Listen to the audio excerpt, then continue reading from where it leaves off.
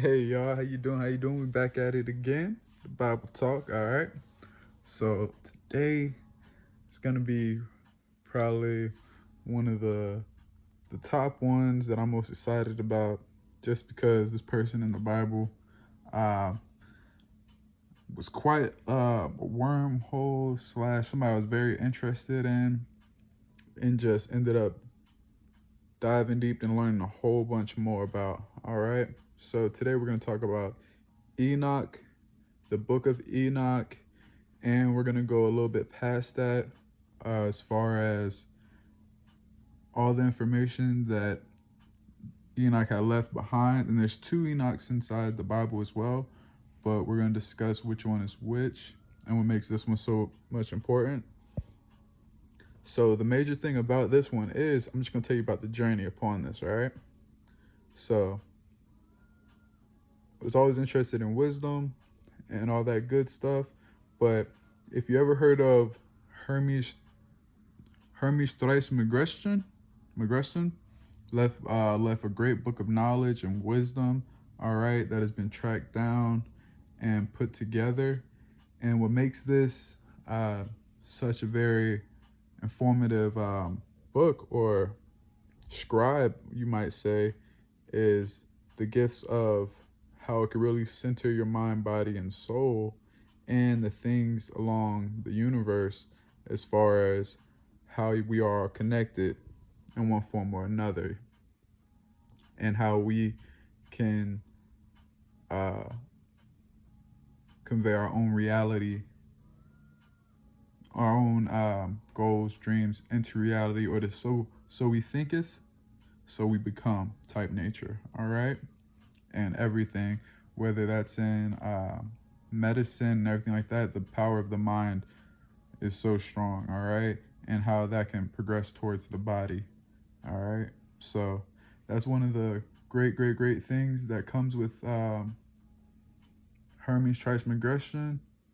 I know I'm getting that end part pretty little messed up, whatever else like that.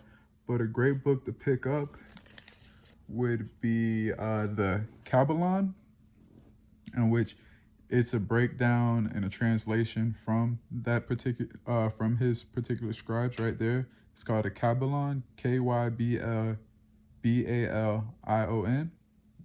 Great book to pick up. And the reason why I'm going so in depth upon this is it was quite the journey for me to take these three individuals and then find out that they're actually one. All right. And then if you don't know, the Hermes Trismegistus actually means the thrice great. All right. So that's something that interested me a lot once I started. Like I said, I'm into history and science. All right, guys. So I was like, all right, who is this guy? All right. The name speaks powerful. And then he was given the name. People attached it to him. All right. Verse for the certain things that he gifted the world. And that had to also do with science, health, nature, everything else of that sort. So that's why they also looked at him as being such a wise individual, right? So I was like, okay, that's something very fascinating, all right? And then also when you start to take certain things of the Greek mythology and whatnot like that, Hermes is the one that goes back and forth with the gods, who can talk with them or whatnot like that. All right. So it was just these side notes I got all the way just throughout my normal life, and then going through other histories and certain connections I put in there, right? And this person is very important inside the world and inside ancient histories because what he gifted to mankind, being the knowledge of science, the knowledge of health, nature, and mainly the knowledge of space as well. All right. And so when we come from his name, if you go into Egypt as well, you find the name Thoth. All right. So when it comes down to Thoth, it's very fascinating as well. Thoth is pretty much I'm not going to say God or anything else like that, but he's the one that they look for when it comes down to wisdom. All right. And I'm like, Thoth, thought. Not saying connections, but there's the one that is the connection to wisdom. He's the one that has the swan, or you would say the heron head, It's a human body, but the head of a heron, all right? And he holds a scribe, all right? But the importance of this individual is the same as I was saying from Hermes Trismegestus, all right? The thrice great one.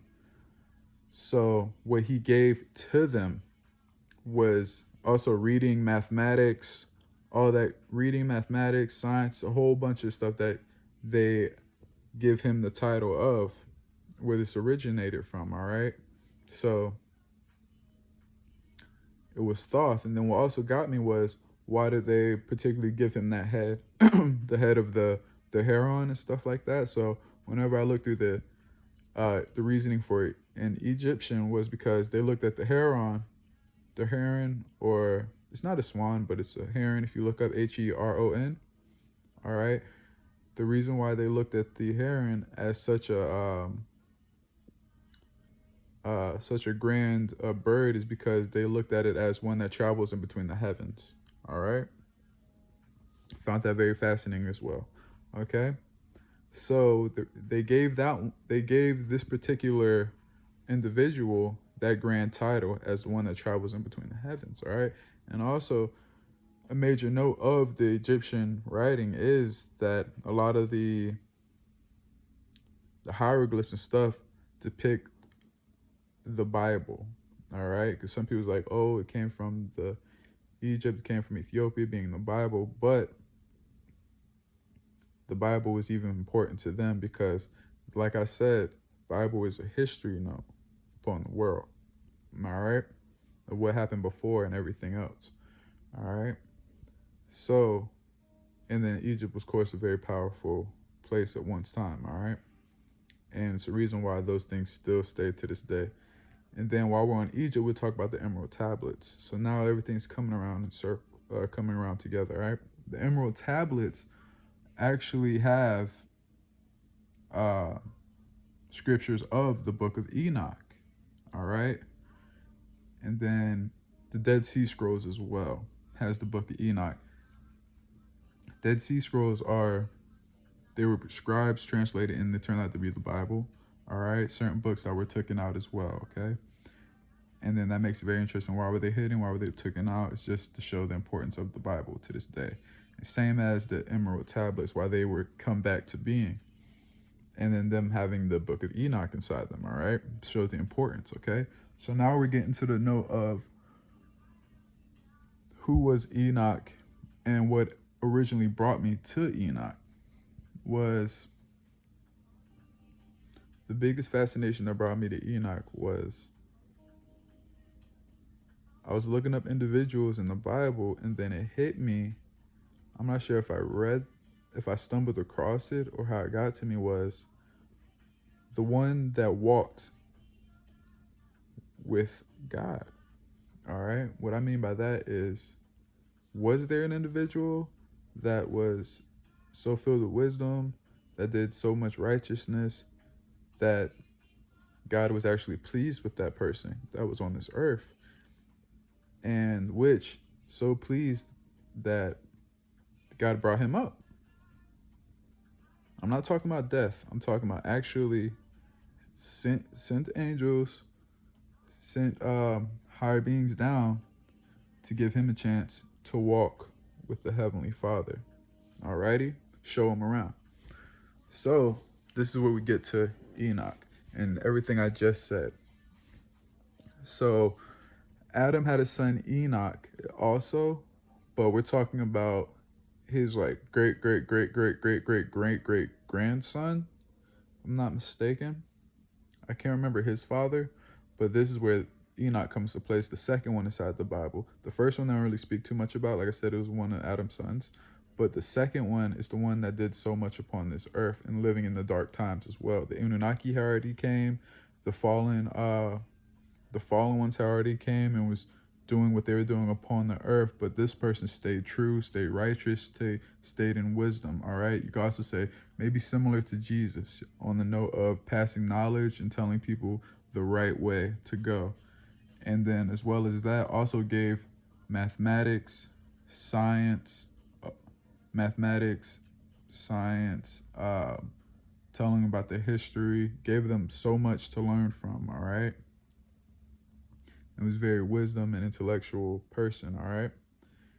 And like I said, righteous. So what ended up happening was that was when God looked down and then spoke. Pretty sure the Heavenly Father sent some angels down to talk to Enoch and tell him what was about to happen. And then Enoch ended up talking to his. So, let me get y'all a little caught up. So, this one we translate to the book of Enoch. But inside your regular Bible, once it speaks of the second Enoch, it is say that he was the one that ended up walking with the Lord, okay? Coming down and walking with the Lord, okay? So in the actual book of Enoch, it goes a little bit more in depth, okay? To when the angels came down, spoke with Enoch, and then what he ended up seeing along his journey. Alrighty? So what he ended up seeing along this journey that he took, okay? So they originally came, told what was about to happen. He ended up telling his family what was about to happen and just prepared them for him to be taken up to the heavens, in which in which it goes into the part where Enoch discusses how on his transition how he was able to see everything far as space, going through the elder realm to get to the higher plane, to get to the actual heavens and what he's seen in there. So that might all fascinate you, give you a bigger understanding of what you don't understand now. And the Bible as well, it speaks of the giants, it speaks of the fallen ones, speaks of the Anunnaki or the Watchers, all right? In the part that they were doing upon the earth, like I said in previous videos, all the evil and what they were doing to humankind and everything else like that. And then now we're getting to what Enoch actually seen. He's seen all the planets along his way, and the way he described the planets were actually like navigational systems. Were like navigational checkpoints to tell you which way to go along the way to get to the heaven, all right? Which is very fascinating, just like in buoys like along the sea to tell you which way to go type deal, right? Just staying in the ocean. And then once he started reaching the different levels of heaven, there's a whole bunch of descriptions of what he's seen there, coming from where the winds come from, coming from where the precipitation come from, talking about where the clouds came from, and the duties of the angels that we talked about previously, as all angels likely have duties that they need to take care of and attend to, you know. And it talks about, like I said, the clouds, precipitation, the winds coming from each another direction, where they go type deal, and then so forth, all right? And then it just gives a great